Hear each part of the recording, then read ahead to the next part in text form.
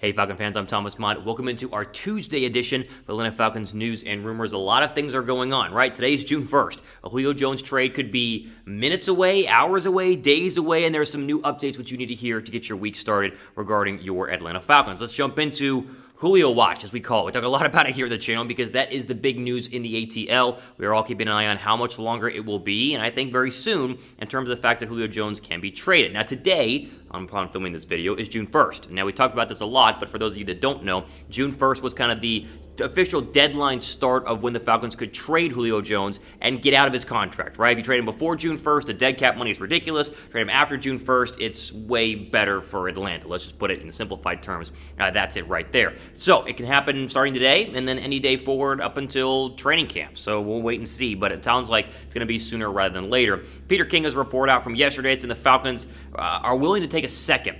But the interesting fact here is that they want a second, but they don't want to have to pay any of his contract this year. So there have been reports that Atlanta could eat some of the Falcon or some of the Julio Jones contract in order to facilitate a trade. According to Peter King, that is no longer the case. They want no responsibility to pay him any dollar, even a dime of his remaining deal, which of course is important because they need to go ahead and be able to re-sign free agents, and they have very little cap space to do so at the moment. So we'll start with the Peter King quote here. Here's exactly what he said in terms of predicting a second-round draft pick. We'll throw it up on the screen right now. Quote, I was told a while ago by a source I trust the Falcons would accept a hard second-round pick in 2022. No condition on Jones' playing time, with no responsibility to pay Jones any of the $38 million he has coming, end quote. Now, let me ask you guys this before we go ahead and break this down, because this is interesting, right? We've heard reports of a first-round draft pick being in the mix, and then now a second-round draft pick. You know, who knows really what they want? But let's just answer this question first off. Would you take a second for Julio Jones? Like, straight up, a second in order to go ahead and get rid of Jones and not pay him, like Peter King said, a dime of the $38 million he has remaining on his contract? If you would, type wide and below for yes.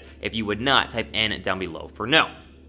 Now, this does go back to the Diana Rossini report a week ago saying that Atlanta had been offered a first-round draft pick. I read a new report today from a local reporter saying that Atlanta has been offered a first-round draft pick. I just don't believe it. I don't think anyone has offered a first. No one has offered a first, because if they would have offered a first-round draft pick, Atlanta would have accepted it. They'd be idiots not to take a first-round draft pick for Julio Jones. And now maybe they're holding out and hoping that someone eventually will, and therefore they can still get one. I think it's a possibility, but I don't believe for a second that anyone has offered a first-round draft pick for Julio Jones, because had they have done that, Atlanta could have accepted the trade, not made it official until today, but still have done it a week ago or a month ago or pre-draft or whatever it is. Like, you don't need to wait till June 1st to make the trade happen. You can put the framework or the blueprint in place and then make it official via the NFL league office, like put in the paper for the trade today, and they could have done that again a couple of weeks ago. So I don't believe for a second that anyone has offered a first. I think it will be a second-round draft pick and maybe a player and or a later-round draft pick like a fourth or a fifth, but of course that is yet to be seen. Now, the reports of which teams are in on Julio Jones, I think, has changed a little bit since we last talked. So Tennessee, I think, is the leader in the clubhouse right now. I think all the reports are suggesting the Titans are preparing to offer a second-round draft pick. Pro Football Focus's Mike Florio mentioned that over the weekend. Tennessee, to me, is the leader in the clubhouse, but we've heard Seattle making phone calls. The 49ers have been very interested for a while. Obviously, Julio has talked about wanting to go to the Patriots based on reports. Baltimore is very much in the mix for the right price. Not listed, but still reported as Philadelphia, reportedly sniffing around a possible Julio Jones trade, so a lot of teams are in on this. But as I said earlier, the Titans and the Patriots are the leaders right here. I think Tennessee is probably going to be the team. If I was going to put my money down right now on which team would trade for Julio Jones, I would say the Tennessee Titans. They'll give up a second-round draft pick, and they will eat all of the money that is left on a Julio Jones deal. They'll, for now, and then possibly re-sign him to a new contract that's a little more team-friendly. But I would keep an eye on right now the Tennessee Titans. Patriots, yes, there's a possibility there, but I think Tennessee is probably days away, maybe even hours away, and of course we'll cover it here, but whenever it happens, they'll offer a second-round draft pick, and it probably will be the best offer that they have, because I don't see any team offering a first, and if they do, then I don't care what the team is, take the first-round draft pick and get out of there. That way the circus that is the Julio Jones saga will finally have come to an end.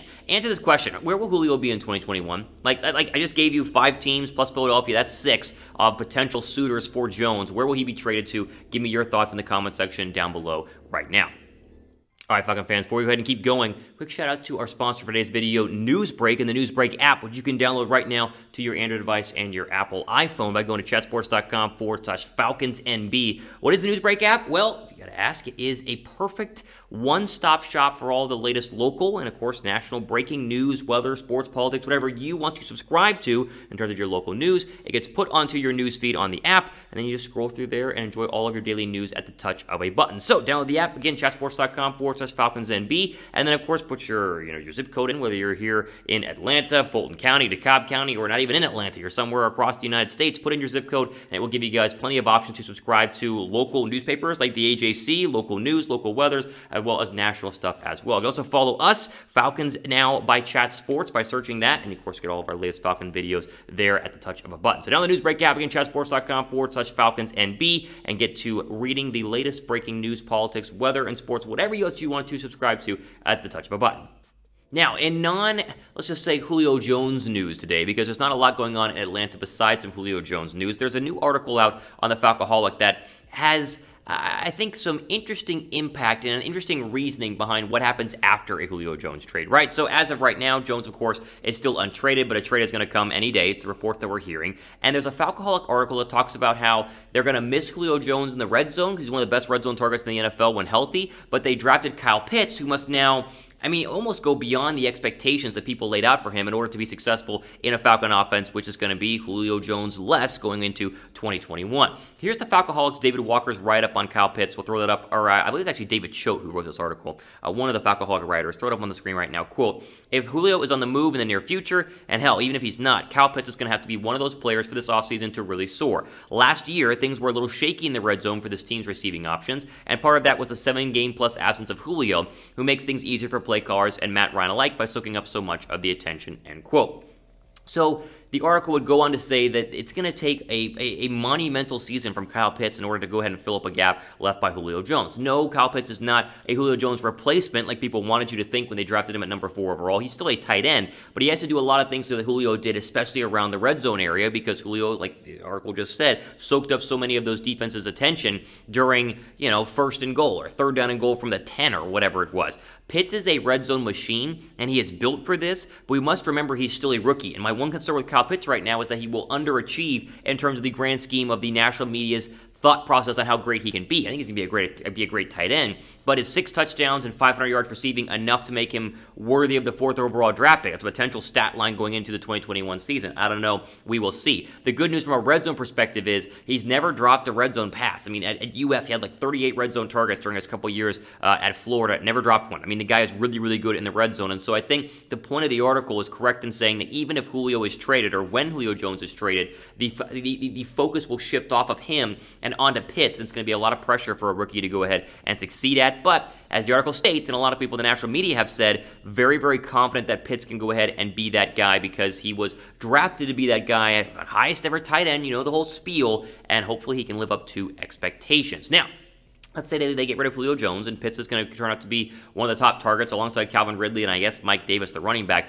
Do the Falcons have a top 15 offense this year? Will they have a top 15 offense in 2021? They were top 15 the past couple of seasons despite losing records. If you think they will have a top 15 offense, type 1 down below for yes. If you think that they will not, then go to below and type 0 down below for no. I think they will have a top 15 offense, but it does get a little harder with the absence of Julio Jones. I want your thoughts right now.